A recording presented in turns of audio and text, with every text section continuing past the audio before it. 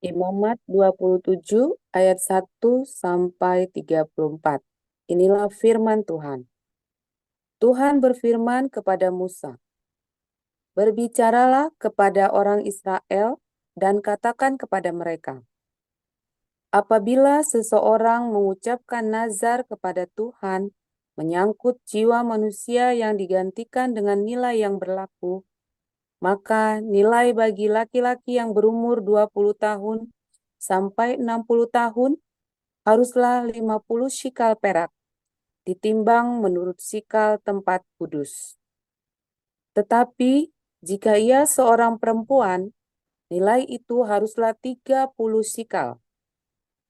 Jika ia seorang yang berumur 5 tahun sampai 20 tahun, bagi laki-laki nilai itu harus 20 shikal dan bagi Oke, perempuan nanti saya 10 potong Pak Apeng. shikal. Jika ia seorang yang Ya, berumur 1 bulan sampai 5 tahun, bagi laki-laki nilai itu harus 5 shikal perak dan bagi perempuan 3 shikal perak. Jika ia seorang yang berumur 60 tahun atau lebih, bagi laki-laki nilainya harus 15 shikal dan bagi perempuan 10 shikal. Tetapi jika orang itu terlalu miskin untuk membayar nilai itu, ia harus membawa orang yang dinazarkannya itu kepada imam, yang akan menentukan nilainya sesuai dengan kemampuan orang yang bernazar itu. Jika yang dinazarkan itu hewan yang boleh dibawa sebagai persembahan kepada Tuhan, apapun dari hewan yang dipersembahkan orang itu kepada Tuhan haruslah kudus. Janganlah ia mengganti dan menukarnya, yang baik dengan yang buruk atau yang buruk dengan yang baik.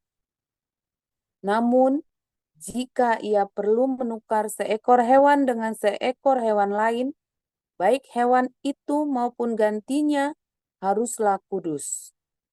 Jika itu seekor dari antara hewan najis yang tidak boleh dipersembahkan sebagai persembahan kepada Tuhan, hewan itu harus dibawa ke hadapan imam. Dan imam harus menetapkan nilainya, apakah hewan itu baik atau buruk. Seperti penilaian imam, demikianlah jadinya. Jika orang itu mau menebusnya juga, ia harus menambahkan 1/5 kepada nilai itu. Apabila seorang menguduskan rumahnya sebagai persembahan kudus bagi Tuhan, imam harus menetapkan nilainya, apakah rumah itu baik atau buruk. Seperti nilai yang ditetapkan imam, demikianlah yang harus dipegang teguh.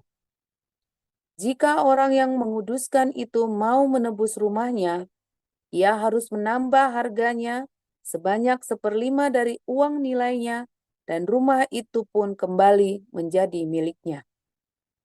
Jika seseorang menguduskan sebagian dari ladang miliknya bagi Tuhan, nilainya haruslah sesuai dengan taburannya, sehober taburan benih helai berharga 50 shikal perak. Jika ia menguduskan ladangnya mulai dari tahun Yobel, nilainya haruslah dipegang teguh. Tetapi jika ia menguduskan ladangnya sesudah tahun Yobel, imam harus menghitung harganya bagi orang itu sesuai dengan tahun-tahun yang masih tersisa sampai tahun Yobel, dan harga itu harus dikurangi dari nilainya. Jika orang yang menguduskannya benar-benar mau menebus ladang itu, ia harus menambah harganya sebanyak 1/5 dari uang nilainya, dan ladang itu tetap miliknya. Tetapi, jika ia tidak menebus ladang itu dan telah menjualnya kepada orang lain, ia tidak dapat menebusnya lagi. Pada waktu ladang itu bebas di tahun Yobel, ladang itu harus kudus bagi Tuhan, sama seperti ladang yang dikhususkan bagi Tuhan. Imamlah yang akan memilikinya. Jika ia menguduskan bagi Tuhan ladang yang telah dibelinya, yang tidak termasuk ladang miliknya dahulu, imam harus menghitung baginya harga nilainya sampai tahun Yobel, dan orang itu harus mempersembahkan nilai itu pada hari itu juga sebagai persembahan kudus bagi Tuhan. Pada tahun Yobel, ladang itu harus dikembalikan kepada penjualnya, kepada orang yang mula-mula memiliki tanah itu. Segala nilai harus menurut shikal tempat kudus yang beratnya 20 gera. Akan tetapi, anak sulung dari antara hewan yang sebagai anak sulung menjadi hak Tuhan tidak boleh dikuduskan oleh siapapun, baik itu seekor lembu maupun seekor kambing atau domba, itu milik Tuhan.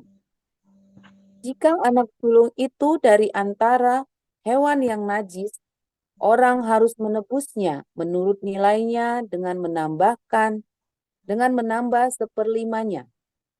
Jika tidak ditebus, haruslah dijual menurut nilainya. Akan tetapi, apapun dari segala milik seseorang yang sudah dikhususkannya hanya bagi Tuhan, baik manusia, hewan, maupun ladang miliknya, tidak boleh dijual atau ditebus. Segala yang dikhususkan itu adalah maha kudus bagi Tuhan. Setiap orang yang dikhususkan untuk ditumpas dari antara manusia tidak boleh ditebus. Ia harus dihukum mati. Demikian juga segala persepuluhan dari tanah, baik dari hasil benih di tanah maupun dari buah pohon, adalah milik Tuhan. Itulah persembahan kudus bagi Tuhan. Jika seseorang mau menebus sebagian dari persembahan persepuluhannya itu, ia harus menambah seperlimanya. Mengenai segala persepuluhan dari lembu atau kambing domba, setiap hewan ke-10 dari segala yang lewat di bawah tongkat gembala harus menjadi persembahan kudus bagi Tuhan. Janganlah dipilih-pilih mana yang baik atau yang buruk, dan janganlah ditukar. Jika orang menukarnya juga, baik hewan itu maupun gantinya, harus kudus dan tidak boleh ditebus. Itulah perintah-perintah yang disampaikan Tuhan kepada Musa di Gunung Sinai untuk orang Israel. Lukas 21 ayat 1 sampai 18. Demikian firman Tuhan. Ketika Yesus melakukannya, ia melihat orang kaya memasukkan persembahan mereka ke dalam peti persembahan. Ia melihat juga seorang janda miskin memasukkan 2 peser ke dalam peti itu. Lalu ia berkata, "Aku berkata kepadamu, sesungguhnya janda miskin ini memberi lebih banyak daripada semua orang itu. Sebab mereka semua memberi persembahannya dari kelimpahannya, tetapi janda ini memberi dari kekurangannya. Bahkan ia memberi seluruh nafkahnya." Ketika beberapa orang berbicara tentang bait Allah dan mengagumi bangunan itu yang dihiasi dengan batu yang indah-indah dan dengan berbagai-bagai barang persembahan, berkatalah Yesus, "Apa yang kamu lihat di situ? Akan datang harinya, di mana tidak ada satu batu pun akan dibiarkan terletak di atas batu yang lain. Semuanya akan diruntuhkan." Dan murid-murid bertanya kepada Yesus, katanya, "Guru, bila manakah itu akan terjadi? Dan apakah tandanya kalau itu akan terjadi?" Jawabnya, "Waspadalah, supaya kamu jangan disesatkan. Sebab banyak orang akan datang dengan memakai namaku dan berkata, 'Akulah dia,' dan saatnya sudah dekat. Janganlah kamu mengikuti mereka." Dan apabila kamu mendengar tentang peperangan dan pemberontakan, janganlah kamu terkejut, sebab semuanya itu harus terjadi dahulu. Tetapi itu tidak berarti kesudahannya akan datang segera. Ia berkata kepada mereka, bangsa akan bangkit melawan bangsa dan kerajaan melawan kerajaan, dan akan terjadi gempa bumi yang dahsyat. Dan di berbagai tempat akan ada penyakit sampar dan kelaparan, dan akan terjadi juga hal-hal yang mengejutkan dan tanda-tanda yang dahsyat dari langit. Tetapi sebelum semuanya itu, kamu akan ditangkap dan dianiaya. Kamu akan diserahkan ke rumah-rumah ibadat dan penjara-penjara, dan kamu akan dihadapkan kepada raja-raja dan penguasa-penguasa oleh karena namaku. Hal itu akan menjadi kesempatan bagimu untuk bersaksi. Sebab itu, tetapkanlah di dalam hatimu, supaya kamu jangan memikirkan lebih dahulu pembelaanmu. Sebab aku sendiri akan memberikan kepadamu kata-kata hikmat, sehingga kamu tidak dapat ditentang atau dibantah lawan-lawanmu. Dan kamu akan diserahkan juga oleh orang tuamu, saudara-saudaramu, kaum keluargamu, dan sahabat-sahabatmu, dan beberapa orang di antara kamu akan dibunuh. Dan kamu akan dibenci semua orang oleh karena namaku. Tetapi tidak sehelai pun dari rambut kepalamu akan hilang. Kalau kamu tetap bertahan, kamu akan memperoleh hidupmu. Apabila kamu melihat Yerusalem dikepung oleh tentara-tentara, ketahuilah bahwa keruntuhannya sudah dekat. Pada waktu itu orang-orang yang berada di Yudea harus melarikan diri ke pegunungan, dan orang-orang yang berada di dalam kota harus mengungsi, dan orang-orang yang berada di pedusunan jangan masuk lagi ke dalam kota. Sebab itulah masa pembalasan di mana akan genap semua yang ada tertulis. Celakalah ibu-ibu yang sedang hamil atau yang menyusukan bayi pada masa itu. Sebab akan datang kesesakan yang dahsyat atas seluruh negeri dan murka atas bangsa ini. Dan mereka akan tewas oleh mata pedang dan dibawa sebagai tawanan ke segala bangsa. Dan Yerusalem akan diinjak-injak oleh bangsa-bangsa yang tidak mengenal Allah, sampai genaplah zaman bangsa-bangsa itu. Dan akan ada tanda-tanda pada matahari dan bulan dan bintang-bintang, dan di bumi bangsa-bangsa akan takut dan bingung menghadapi deru dan gelora laut. Orang akan mati ketakutan karena kecemasan berhubung dengan segala apa yang menimpa bumi ini, sebab kuasa-kuasa langit akan goncang. Pada waktu itu orang akan melihat Anak Manusia datang dalam awan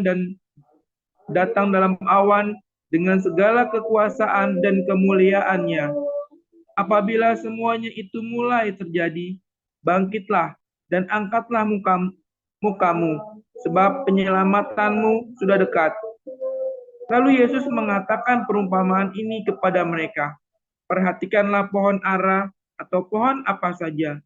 Apabila kamu melihat pohon-pohon itu sudah bertunas, kamu tahu dengan sendirinya bahwa musim panas sudah dekat. Demikian juga, jika kamu melihat hal-hal itu terjadi, ketahuilah bahwa kerajaan Allah sudah dekat. Aku berkata kepadamu, sesungguhnya angkatan ini tidak akan berlalu sebelum semuanya terjadi. Langit dan bumi akan berlalu, tetapi perkataanku tidak akan berlalu.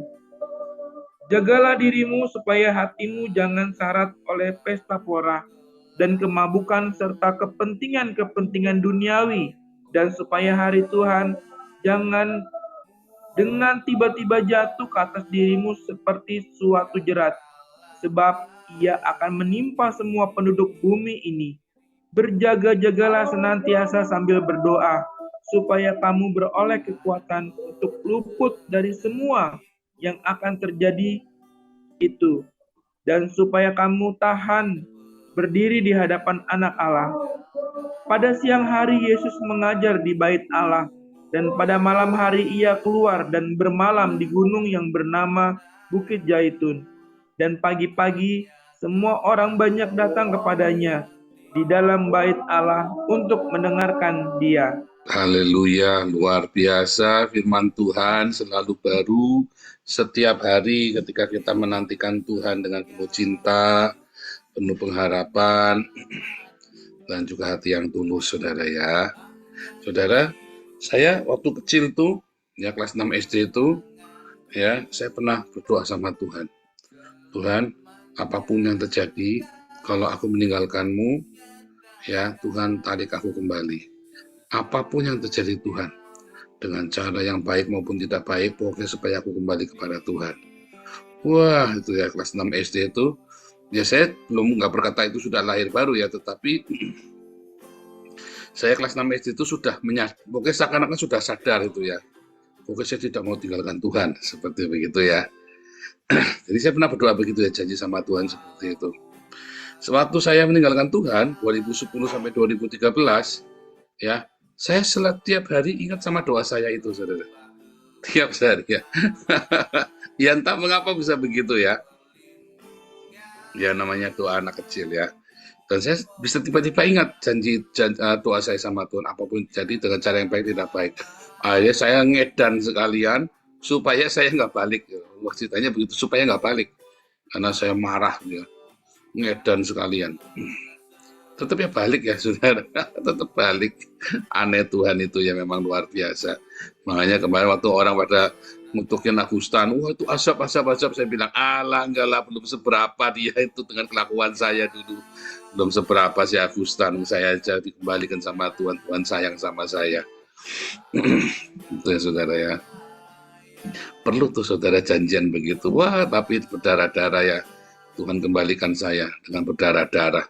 Karena saya dulu bilang ya, apapun yang terjadi Tuhan, kalau saya tinggalkan Tuhan, kembalikan saya kepada Tuhan sekalipun dengan cara yang paling tidak enak, paling sakit sekalipun, saya bilang, dengan cara yang paling tidak baik sekalipun, pokoknya kembalikan saya kepada Tuhan. Kalau sampai terjadi sesuatu sampai saya meninggalkan Tuhan. Kalau nggak salah waktu itu gara-gara saya di zaman kelas 6 SD itu kan mulai ada orang khotbah-khotbah tentang rapture gitu ya. Nah, sudah mulai ada khotbah-khotbah itu. Jadi saya pernah dengar dari pendeta saya, gembala ya, orangnya meninggal ya gembalanya ini. Baru khotbah itu, dan saya sudah terpengaruh sekali dengan khotbah itu. Intinya pokoknya akhirnya saya kembali sama Tuhan dengan janji Tuhan pada saya. Tuh, saudara, ketika kita janji sama Tuhan, belajar saudara kalau janji itu selalu memberikan yang terbaik untuk Tuhan, supaya ketika kamu melakukan perjanjian dengan Tuhan, ketika kamu punya niat sama Tuhan, biasakan yang terbaik, saudara. Jangan pernah kasih sisa. Jangan mentang-mentang sudah ditepatin, lalu kamu berubah pikiran, lalu kamu kasih yang bekas. Kamu kasih yang tidak baik sama Tuhan. Itu tuh dilatih dari sekarang. Itu tuh kamu nggak bisa ujuk-ujuk, saudara. Kamu harus latih tiap hari. Nggak ada ujuk-ujuk kamu tiba-tiba kasih yang terbaik, nggak bisa. Itu dari pengalamanmu ya kepada Tuhan, kamu nanti bisa ngasih yang terbaik buat Tuhan. Ngasih yang terbaik. Itu dari pengalaman dan dari ketika kamu melihat dan kamu makin setiap hari kamu makin semangat memberikan yang terbaik buat Tuhan. Nggak ada ujuk-ujuk, saudara. Nah, kalau ketika Anda melihat itu ya, tadi siang TikTok kan ada yang, wah yang penting saya persembahannya kayak janda miskin aja. Saya tahu tujuannya dia, spiritnya itu, ya pokoknya saya ngasih serelanya saya. Oh, tidak boleh saudara. Janda miskin itu memberikan kepada Tuhan itu yang terbaik dari hidupnya. yang terbaik seluruh nafkah hidupnya, katanya Tuhan Yesus. Dia berikan seluruhnya. Orang kaya memberi dari kelimpahannya. Janda miskin ini memberikan dari kekurangannya. Ya, bukan utang. Anda jangan utang demi Anda perpuluhan. Demi perpuluhan Anda utang-utang, ya aku utang dulu ya buat bayar kolektor, buat bayar perpuluhan. Jangan, saudara ya. Jangan utang. Nggak punya ya sudah, nggak usah. Tapi kalau Anda punya, berikan yang terbaik. Jangan sisa. Jangan pelit. Biasakan berikan yang terbaik seperti janda miskin ini. Sebab ada masanya kamu diminta untuk memberikan yang terbaik dan kamu nggak punya. Banyak sekali ya orang-orang dia tidak biasa memberikan yang terbaik buat Tuhan. Tetapi ketika lagi urusan sama polisi, dia ngasih polisi jor-joran sampai miliaran. Tapi ketika ada untuk diakonia, saya kadang sampai ngomong ya, kamu urusan polisi ya bisa sampai miliaran. Buat sedekah kamu pelitnya minta ampun ya. Ya, anggap itu sedekah, Pak. Oh, polisi kok sedekah, gundulmu peang. Saya bilang begitu. Buat sedekah kamu pelitnya minta ampun. Begitu urusan polisi kamu jor-joran, saudara. Oh, ini buat Pak, ngomong-ngomong sedekah, Pak. Bukan sedekah itu, kamu nyogok. Oh, sedekah. Bukan sedekah, polisinya rakus kok. Itu bukan sedekah. Sedekah itu memang orang. So, ketika saya dulu juga sama ya, 2010, 2013. Saya jahat sekali ya. Minta sokok sana, sokok sini ya. Hitung-hitung saya mungkin 5 miliar kali, saudara. Saya mainan uang itu masuk ke sana 5 miliar masuk kali itu. Terus suatu ketika saya kembali melayani Tuhan, saya masuk ke tempat yang membutuhkan air, sumur bor. Satu sumur bor harganya 50 juta, saudara. Biayanya bikin sumur bor di situ. Ya saya udah tanya-tanya 50 juta, saya bilang 5 miliar itu jadi 100 sumur bor. Kalau ya kan 5 miliar kalau 150 juta, 5 miliar kali 150 juta kan. Maka jadi 100 sumur bor. Kalau satu desa itu 5 lah sumur bornya. Maka saya bisa nolong 20 desa tuh, saudara, di daerah itu. Wah, saya dalam hati Tuhan, saya bilang ampuni saya Tuhan. Ampuni saya Tuhan. Selama saya tinggalkan Tuhan, saya nggak pernah sedekah sama sekali, nggak urusan, ya karena saya memang jahat sekali. Buat polisi saya keluar duit banyak banget, buat aparat hukum saya keluar duit banyak banget, sementara saya lupa. Padahal kalau saya bersedekah, ya Tuhan bilang Tuhan akan membersihkan semuanya. Ya, saya sekedar saja ya, sekedar ke gereja, karena memang ya ada orang minta ya tak kasih, enggak ya udah bodo amat. Enggak, saudara ya, belajar berikan yang terbaik dari hidupmu.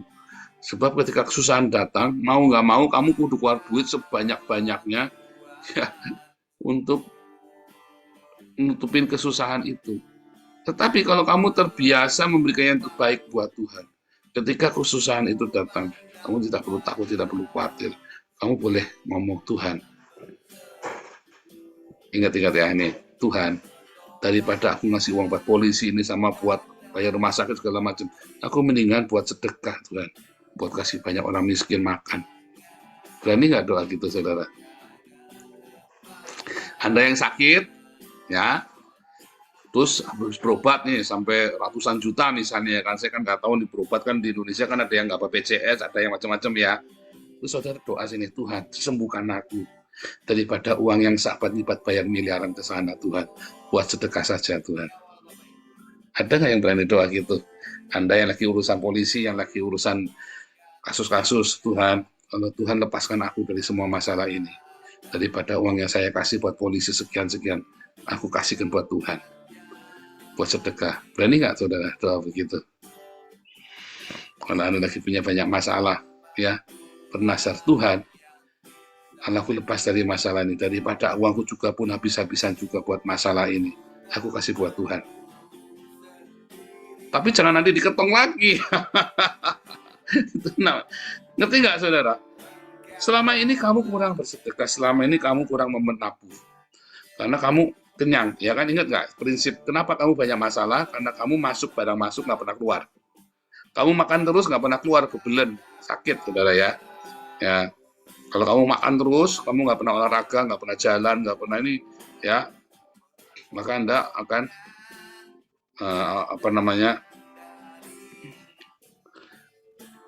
penyakitan. Lalu Anda terpaksa bayar ini, bayar itu, Tuhan daripada saya ini, saya tak bertobat. Coba makanan-makanan itu kamu setiap kali kamu makanan kelebihan itu kamu kasih ke orang, kamu kan sehat nanti. Sama saja ya, karena kamu tidak pernah menabur uang ya, uang. Saya cerita uang, beneran uang. Oh tapi Pak saya juga miskin lagi kurang. Oh enggak saudara, enggak ada orang semiskin-miskin. Semiskin-miskinnya orang selalu bisa menabur. Ya, saya kan pernah miskin. Semiskin-miskinnya orang itu bisa menabur. Lihat ya, begitu orang kaya susah menabur justru. Saya juga mengalami. Jangan ngomong miskin kamu nggak bisa nabur, bohong kamu saudara. Saya miskin bisa menabur. Waktu saya miskin saya cinta Tuhan, selalu saya sisihkan penghasilan saya. Minim 10%, kadang-kadang separuh saudara. Wajar saudara ya. Kan masih single dulu ya. Setiap kali saya habis ini udah selesai bayar kuliah semua, selesai bayar kuliah, tinggal uang buat makan. Misalnya 1 bulan saya sisa 200.000 nih. Ya udah 100.000 tak kasihkan buat Tuhan loh. Bener-bener ya, bukan buat kolektor ke gereja, bukan. Zaman itu saya tuh sudah ngerti kalau ada ngasih orang ya, ngasih orang makan, saya udah ngerti itu zaman itu ya. Cuman memang kemudian berubah pikiran, kasih perpuluhan saja. Itu pun masih bisa loh saudara ya. Tetapi setelah saya mengerti ternyata kasih orang miskin itu lebih benar. Jadi ketika kamu lepas dari segala masalah, kamu jangan pelit-pelit saudara. Apa yang seharusnya itu untuk uang masalahmu, korbankan itu buat Tuhan. Ingat, ditukar gak boleh kurang kualitasnya saudara. Kamu kan kena masalah besar nih kan, kamu kena masalah besar nih. Ya tadi di imamat bilang kamu boleh tukar, tapi nggak boleh dengan barang haram dan kualitasnya nggak boleh di bawahnya. Intinya kan begitu, intinya nggak boleh ditukar dengan kualitasnya di bawahnya. Jadi kalau kamu lagi ada korban masalah, daripada uangmu keluar buat polisi 5 miliar, misalnya kamu urusan polisi, judul urusan gede nih, kamu dihitung-hitung keluar ke polisi 200 juta harus nih. Atau buat macam-macam, ada kita nggak rahasia lagi, gitu ya, saya ngomong belak-belakan. Kamu doa sama Tuhan, Tuhan kalau aku lolos, ini semua tak kasihkan buatmu Tuhan. Berani nggak ngomong begitu saudara? Sakit ya, kamu bilang sama Tuhan, Tuhan kalau aku sembuh, semua biaya pengobatanku yang seharusnya kira-kira bisa sekian, aku kasihkan buatmu Tuhan. Berani nggak ngomong gitu saudara? Begitu sembuh, hidup eman-eman. Begitu kamu lolos, eman-eman ya, bisa berjalan-jalan. Benar nggak saudara? Hati kita berubah setia ya. Saya mengalami juga, jangan khawatir, saudara, manusiawi. Tapi Tuhan sudah ngajarkan, dan Tuhan sudah tahu hati kita sering bolak-balik. Makanya Tuhan kasih perumpamaan tentang janda miskin ini. Kamu pikir itu orang-orang kaya itu udah kasih yang banyak, bukan masalah uangnya, saudara. Tetapi hatimu waktu memberi itu, ya. Si orang-orang kaya ini kan dalam kelimpahannya. Tapi janda miskin itu seluruh hidupnya. Jadi bukan karena kamu miskin kamu nggak bisa beri, enggak. Makin kamu kaya, makin kamu susah beri, saudara. Makin kamu kaya, kamu makin susah memberi. Karena hatimu makin terikat kepadanya. Tapi ketika kamu miskin, ya, umumnya, pikiran cuma sekian. Pada itu seluruh hidupmu. Dan Tuhan tahu itu seluruh hidupmu. Ya, kamu tuh kalau belum menabur sampai kamu sakit rasanya, kamu belum menabur. Tapi masalahnya gajimu 100 juta, kamu baru nabur 2 juta aja sakitnya bukan kepala. Aduh, gundul peyang saudara. Orang gini mau dirapture. Orang gini kedatangan Tuhan mau selamat. Selawe jaluk selamat. sorry ya. Aduh, selawe jaluk selamat. Enggak, saya bukan mata duitan, bukan, dan uangnya bukan buat saya. Buat orang miskin. Bukan bagi uang, kamu bagi makanan. Bukan bagi uang. Bagi uang salah kamu, royal. Bagi makanan, saya bilang bagi makanan. Kalau ada orang butuh bayarin sekolahnya, orang miskin ya, kamu datangin sekolahnya, kamu bayarin sekolahnya. Kalau kamu ada orang lihat anak-anak miskin, nggak punya sepatu, kamu beliin sepatu. Ya, yang dimakan, minum, pakai. Bukan ngasih uang ya, ingat-ingat ya. Dan kamu lakukan dengan sekuat tenaga itu. Berarti kan dengan sekuat tenaga, bayangin kamu janji iman 100 juta nih. Kamu mau kasih buat orang miskin 100 juta dalam 1 tahun itu. Kamu 10 juta sendirian. Itu dengan sekuat tenaga loh. Makanya ada damaris, ada damar kasih, ada pagi kita sediain. Kamu mau nabur buat anak sekolah, kamu mau nabur buat internal orang Kristen, kasih di timbun pagi. Kalau mau kasih makan orang, kasih di Tamaris. Buat penginjilan, kasih di Tamar Kasih. Nanti kita lagi bikin APH kios ya, ini sudah jadi aktornya, lagi nunggu SK Menkumhanya. Nah, nanti saya ingin Pak untuk bisa orang-orang seperti saya nanti bisa ketolong masukkan di LPH kios. Gitu saudara ya. Berani nggak saudara janji iman seperti itu? Itu bukan hal yang sepele saudara ya. Saya tahu itu Anda butuh latihan. Dan banyak yang gagal. Banyak yang gagal. Kenapa? Karena terus di tengah jalan eman-eman.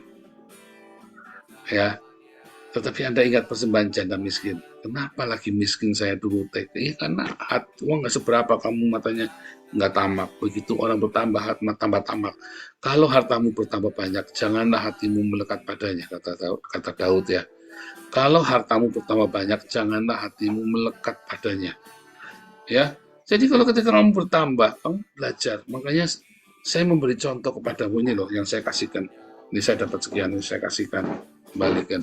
Di luar diakunia pribadi saya ya, yang buat handai tolan yang saya kenal di luar itu. Tetapi sudah saya ajarkan kepada di depan mata Anda, bukan 10%, tapi yang terbaik yang bisa saya lakukan buat Tuhan. Yang terbaik, sekalipun rekeningnya kosong, tapi tetap yang terbaik saya berikan buat Tuhan. Kenapa?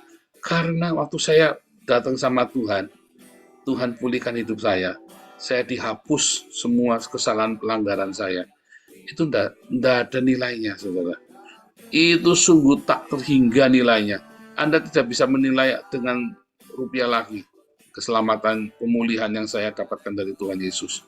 Makanya saya bilang sama Tuhan, ya, setelah saya tahu ya Tuhan, saya nggak akan kerja sekuler, saya akan melayani Tuhan sungguh-sungguh.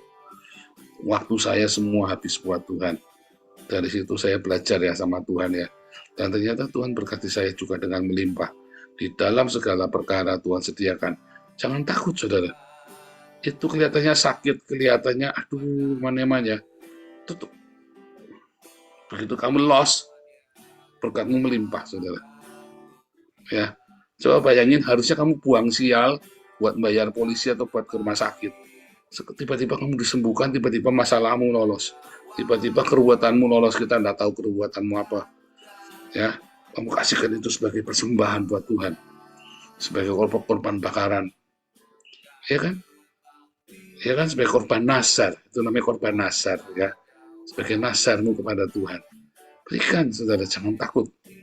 Jangan takut, saudara ya, berikan sama Tuhan. Tuhan akan balas dengan kebahagiaan. Tuhan akan balas dengan segala berkat-berkat baik dari surga buatmu. Itulah korban janji Tuhan yang terbaik buat Tuhan. Jangan hitungan. Bahkan kalau kamu lagi ada masalah, kamu boleh bernasar sama Tuhan. Tuhan, kalau aku lolos, maka gitu ya. Tuhan, kalau aku sembuh, maka bilang sama Tuhan. Jangan takut, saudara. Ia adalah Bapa kita. Bapa yang maha baik. Tuhan, kalau aku sembuh. Dan ditepatin, saudara ya. Ditepatin. Jangan sampai nggak ditepatin. Ya.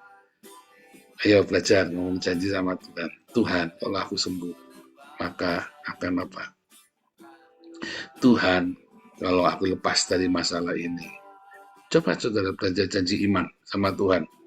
Janji iman, ya. Bukan sama saya, sama Tuhan. Dan bukan buat saya, bukan ya. Tapi ini buat Tuhan, benar-benar buat sedekah. Itu korban bakaran itu loh, korban nazar. Ya, dan tidak boleh kualitasnya turun.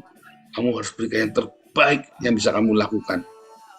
Ya, Tuhan Yesus memberkati.